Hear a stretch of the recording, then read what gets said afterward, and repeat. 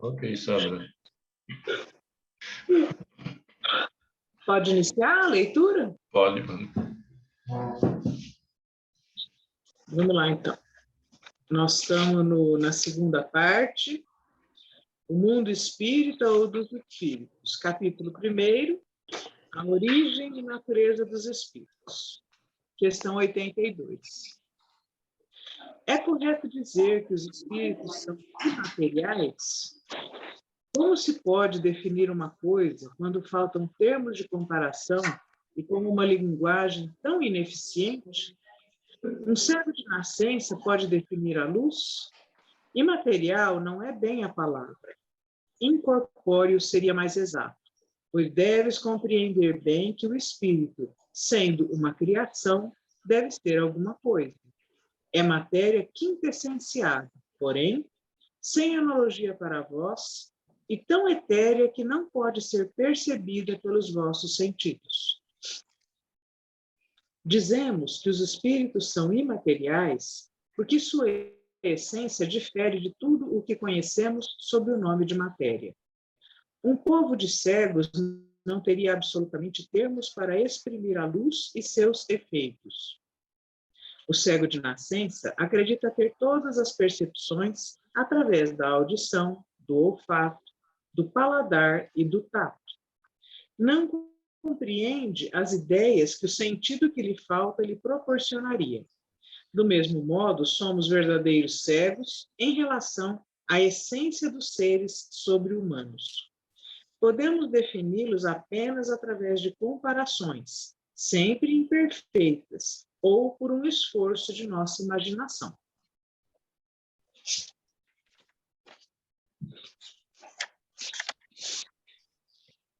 Prontinho.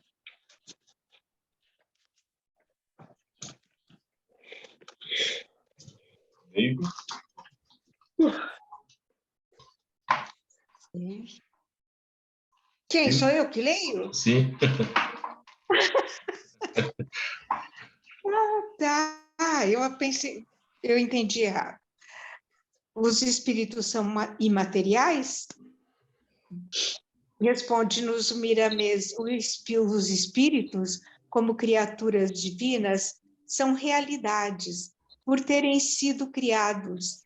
São almas nas quais despertam valores capazes de fazê-las sentir os atributos de Deus. Os espíritos são imateriais, pelo compacto da matéria que se conhece. No entanto, na profundidade do termo, eles passam a ser constituídos de matéria que escapa aos sentidos humanos. Como no dizer de O Livro dos Espíritos, matéria quintessenciada, dentro da sua pureza, esquece o estado primitivo, onde se pode ver e pegar, onde se manifesta em formas. O espírito não tem forma definida. Se podemos comparar, mesmo que seja com pálidas imagens, vamos dizer que ele é qual a água ou o vento, que toma a forma da vasilha ou do ambiente em que é colocado. No caso do espírito superior, ele pode tomar a forma que desejar, e o seu comando é a mente. Quanto às particularidades, ainda é cedo para que possamos conversar e entender. Por isso é que podemos chamar o espírito de ser incorpóreo, por não ter ele precisamente um corpo, como se entende as formas. A linguagem humana é fraca para se conversar sobre os assuntos do espírito, mas toda tentativa é válida, por se entender alguma coisa acerca de assuntos de relevância como este. Que Deus nos abençoe em todos os nossos esforços, que marcam um aprendizado de luz. Recorremos sempre a imagens para melhor sermos entendidos. mesmo que sejam as mais simples. Vejamos a massa de trigo para o preparo do pão, no processo de fermentação. Assim é a matéria quintessenciada nas mãos do Criador. Antes era um todo, depois o próprio tempo a separou em individualidades que Deus achou conveniente. Qual a massa que se transmuta em pães, individualizada, porém carregando a mesma essência de vida e da vida maior. A massa fermentada, destacada em pedaços, vai ao forno quente, no sentido de tomar uma feição de alimento saudável.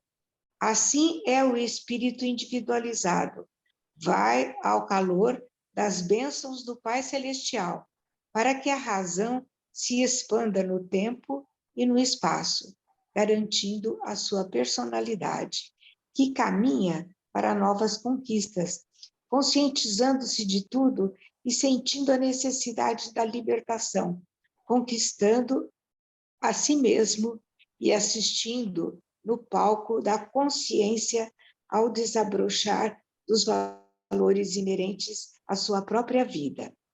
O espírito é uma luz diferenciada que acende, que acode às suas próprias necessidades, como ajuda aos seus irmãos de caminho, naquilo que o determinar.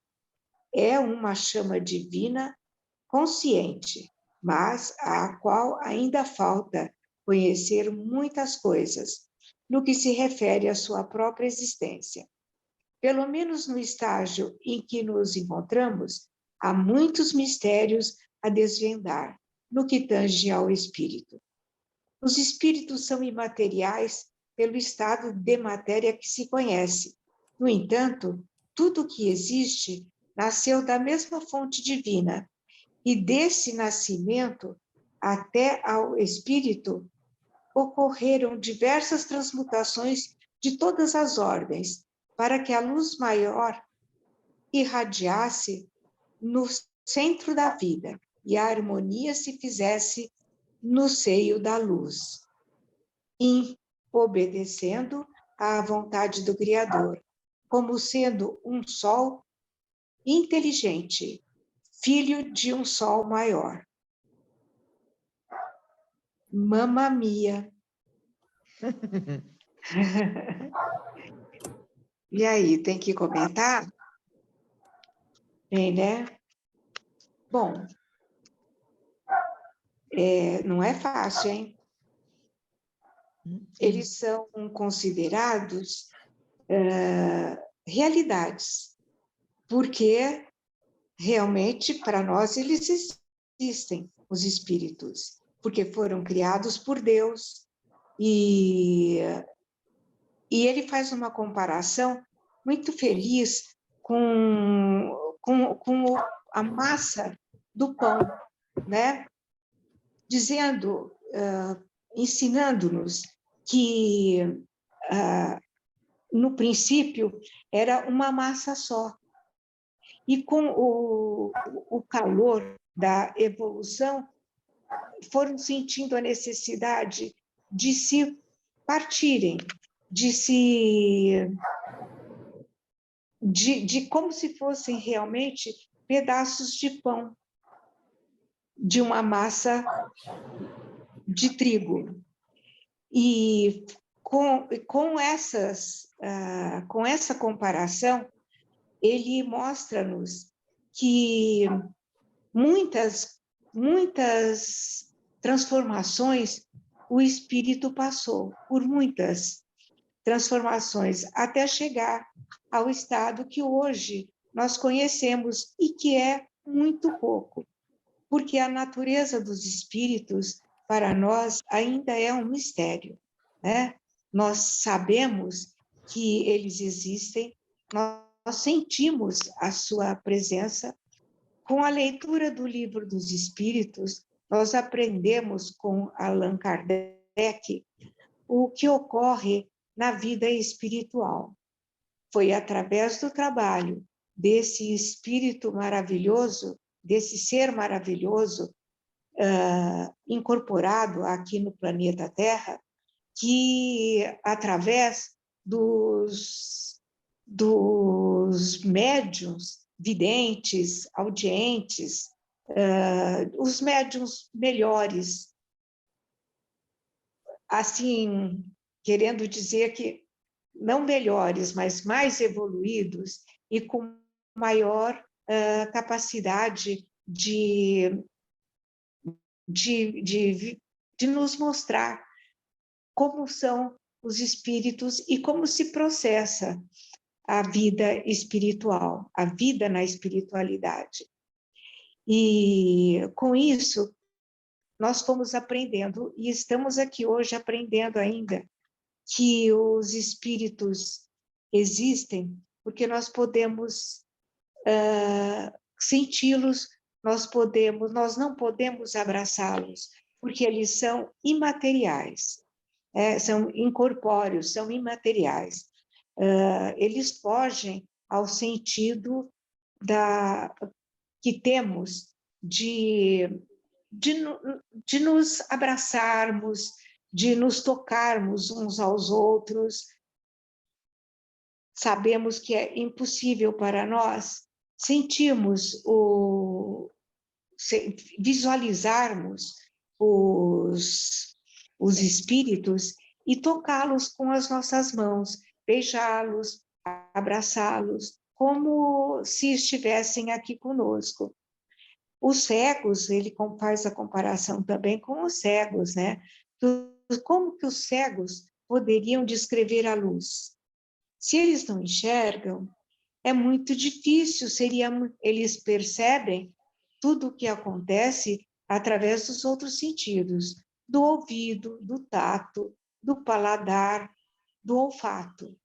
E falta-lhes a visão, né?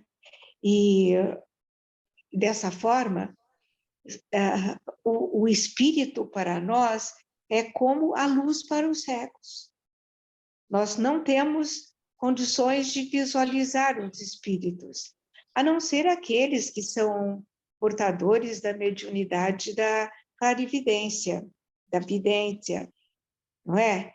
E esses nós sabemos que são raros, que eles podem até enxergar, mas eles não conseguem tocar.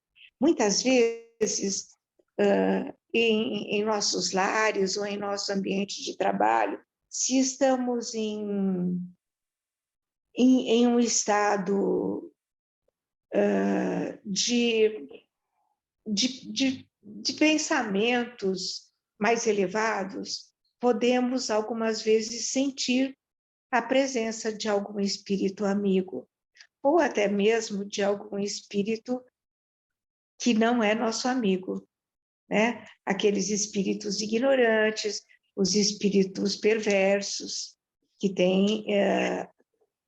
E nós, algumas vezes, entramos em lugares, em casas, em bares, onde a presença desses espíritos inferiores, ela é facilmente sentida por qualquer um de nós que temos um pouco mais de sensibilidade, né?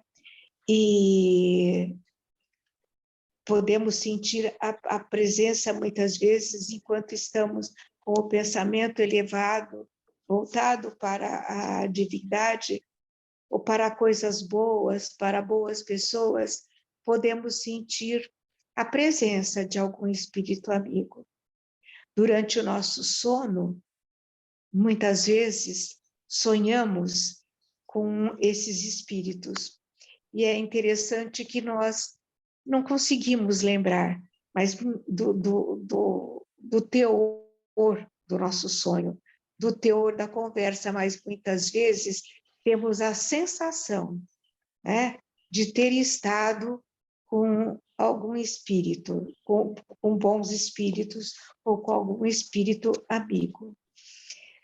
Quando sentimos que o ambiente não está propício a pensamentos elevados, devemos nos afastar, devemos procurar a luz, né? A luz que é a chama da presença divina. E é através dela que conseguimos, muitas vezes, transmutar uma situação ruim em uma situação benéfica. Pela prece, podemos orar por algum amigo, por algum parente em situação difícil, por alguma pessoa, mesmo que desconhecida, que esteja passando por dificuldades.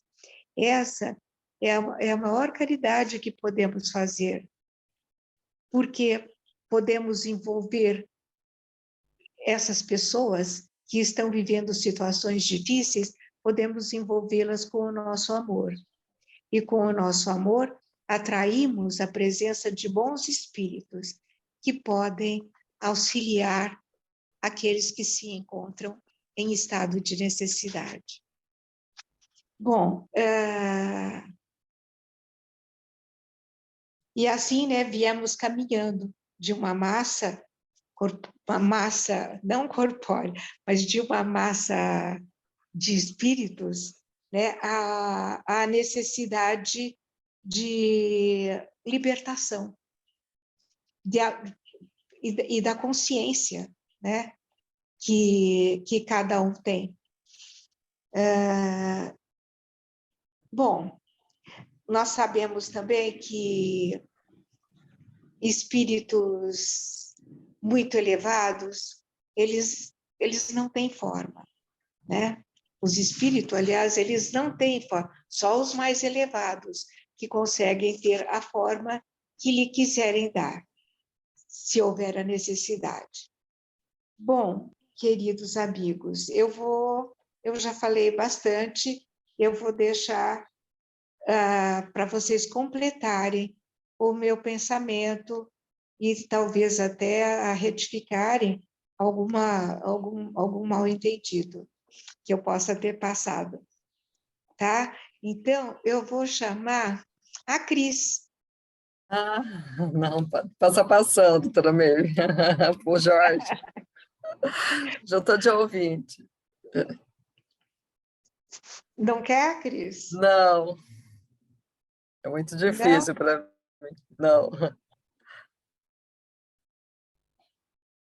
Jorge? Oi, Meire. Obrigado. É difícil, né, compreender essas expressões, material ou corporal, né? Para nós, na minha percepção até segundos atrás, era tudo a mesma coisa. Matéria e corpo era uma coisa só, né? Mas é interessante essa separação que ele faz, né, de matéria e corpo. E no sentido de corporal é uma formação, né, de um corpo humano, né? A matéria, ela existe, mas o espírito, ele é imaterial porque no sentido de como nós enxergamos o que é algo material, né? Então existe essa diferença, né, na nossa percepção enquanto estamos aqui nessa fase encarnada. Mas de acordo com nossa sensibilidade, nosso estágio de evolução, nós conseguimos, de certa forma, percepções em vários sentidos, né? Do lado bom e também do lado negativo, né? De sentir a presença, né? A proximidade de espírito, né? E alguns, até pelo estágio de evolução e da sua própria sensibilidade desenvolvida, consegue muitas vezes até visualizar, né, que o espírito plasmado como se fosse um humano como nós. Tempos atrás eu tive até uma experiência em casa mesmo, algo nesse sentido, né, que eu não estava dormindo, mas estava iniciando o sono, né, e quando foi, eu vi exatamente a imagem da minha sogra, né, como se ela estivesse flutuando. no nosso quarto. E ela estava dormindo no quarto ao lado. Então, isso aí, às vezes, que nos dá a oportunidade da gente perceber e visualizar. Mas tudo isso faz parte de um processo, né, de nossa evolução espiritual, né? De acordo com o que nós vamos absorvendo desses ensinamentos, né? Então, vai nos sendo permitido essas percepções e melhor compreender essa questão do espírito, né? Que para nós, enquanto não conseguirmos ter essa sensibilidade, a gente continua achando que eles são imateriais, né? Justamente por razão da maneira como nós encaramos a questão material propriamente. E essa associação com o corpo é nesse sentido mesmo, a gente se desligar um pouquinho da questão matéria, que seria algo sólido, né? E passar para o corporal justamente para ter uma ideia de formação de uma estrutura, né? Que é o nosso corpo humano. É nesse sentido. Mas, de todo modo, né, isso aí nós vamos assimilando, né? E o principal ponto de contato para a gente ir assimilando e absorvendo tudo isso, né, é exatamente o comando da mente, né? E a nossa mente, ela vai nos conduzir para um lado positivo como para um lado negativo. Então, aí entra a importância de a gente procurar estar se harmonizando, né, com esses ensinamentos que estamos a cada dia procurando nos entender melhor e compreender melhor as mensagens, né? Mais ou menos nesse sentido. O que a senhora acha, dona Carmen? Eu concordo com vocês, tudo que falaram. Eu achei tão linda essa lição, que o espírito não tem forma definida, né, Jorge? Uhum. Mas ele também tem matéria, a não ser os espíritos muito puros, que a matéria é tão quintessenciada que nós não seríamos capazes de perceber de forma alguma. São espíritos que estão... Nós também, aqui na Terra, estamos aprendendo, né, muito essas lições que são muito bonitas. Quando a minha irmã desencarnou, eu estava na cidade dela para ajudar com a mudança da casa dela, porque ela desencarnou junto com o marido, e nós ficamos com os filhos deles, e eu estava num hotelzinho simples de lá, e eu pensei assim, puxa, minha irmã, eu estou na sua cidade e não estou com você. Imediatamente eu a vi assim do meu lado, muito, muito meiga. Ela pôs a mãozinha dela no meu ombro e quis me dar um beijo. Eu não senti o beijo, mas ela se aproximou. E eu vi, assim, à frente dela, tinham vários espíritos. Eles tinham tanta luz que eu não conseguia enxergar nenhum deles. Eu não alcancei, né, esses espíritos maravilhosos que a estavam acompanhando. Ela não estava tão bem, ela estava muito tristonha, ela estava assim escura, porque ela deixou os 3 filhos dela, né? Ela era uma mãezinha maravilhosa. Então, estudar sobre isso aqui é tão lindo. Tudo que nós vamos aprendendo aqui, nós vamos colocando em nossos corações, em nossa mente, para cada vez mais a gente passar para diante, né, para os nossos companheiros, e cada vez mais a gente entender que nós estamos nas mãos do nosso Criador. Ele nos fez aqui na Terra espíritos encarnados, ele nos trouxe aqui, né? E conforme nós fomos vivendo aqui na Terra, com paciência, com dedicação, aprendendo a perdoar, aprendendo a ser cada dia melhora um pouquinho, nós vamos melhorando o nosso entendimento. Não é, Sandra? A Sandra pode nos explicar isso também. Claro. Vamos ver. Vamos ver se eu consigo explicar melhor que vocês. Ou complementar só, né? A gente não precisa explicar melhor, só complementar tá bom.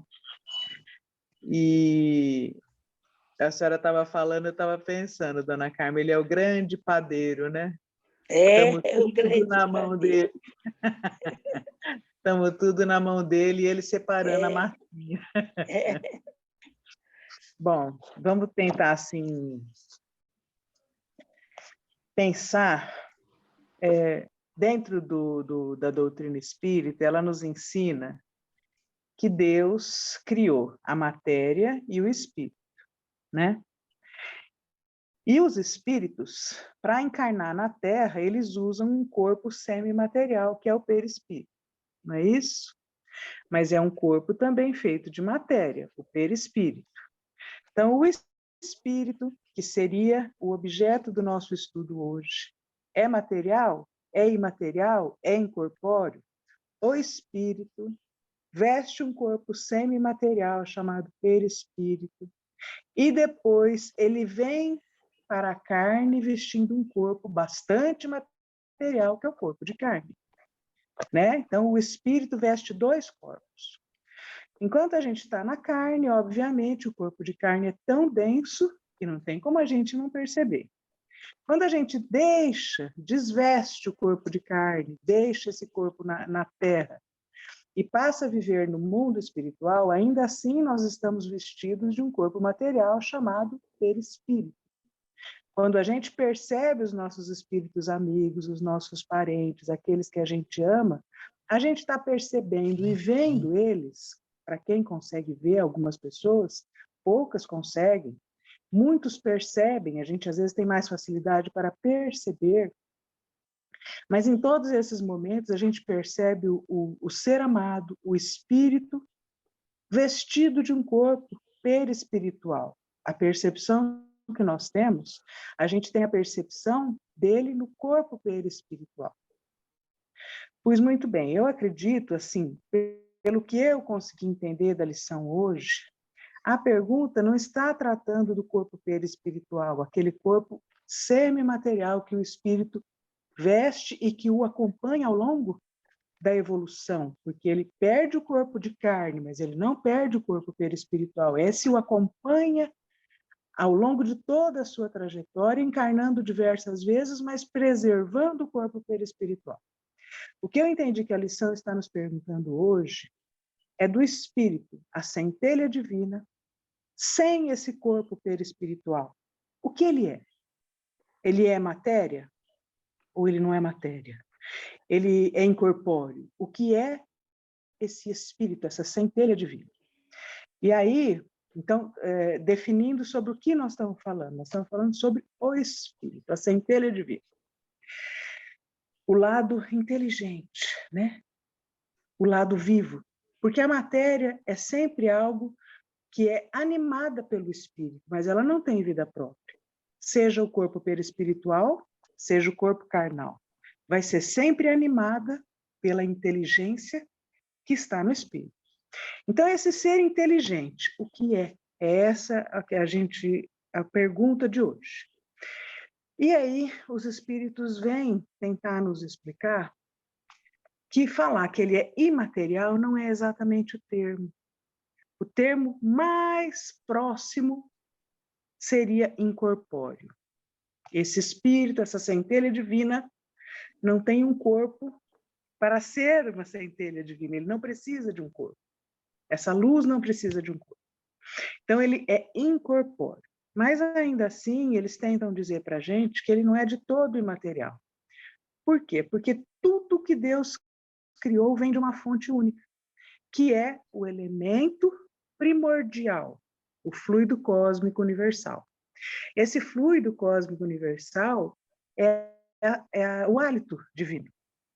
Esse hálito divino criou tudo que existe, seja matéria, seja espírito. Então, se esse início, que é o fluido cósmico universal, deu origem a ambas as coisas, o que a gente consegue pensar é: o espírito sim tem algo de matéria, ainda que não seja matéria como a gente compreende.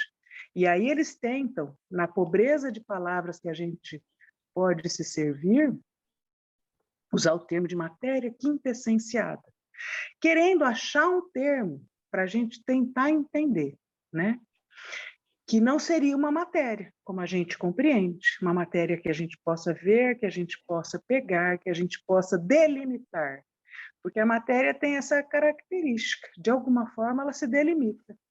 Mesmo quando eles fazem a comparação da água e do próprio ar, dizendo que a forma se amolda ao ambiente ou à vasilha onde é colocado, ainda assim, por maior que seja a vasilha, ela é uma delimitação da forma. E o espírito, nessa matéria quintessenciada, não tem essa delimitação. Eu entendi que eles quiseram dizer essa expansividade elástica que um espírito, não o corpo, mas o espírito, a capacidade de um espírito pode ir além de um modo infinito. Querendo dar um exemplo disso, diríamos, por exemplo, até onde vai o pensamento de um espírito? É possível captar o pensamento de um espírito de Júpiter? Seria possível, desde que houvesse entre ambos uma sintonia. Porque o espírito não está delimitado pela matéria. Obviamente, estamos falando de um espírito evoluidíssimo, né? Mas quando a gente fala evoluidíssimo, dá a impressão que não existe. Para nós ainda é uma coisa diferente. Mas para a evolução, para a grandeza do que Deus criou, devem existir muitos, né? Então, partindo desse ponto, eu acho que nós vamos cair, não vamos, Jorge?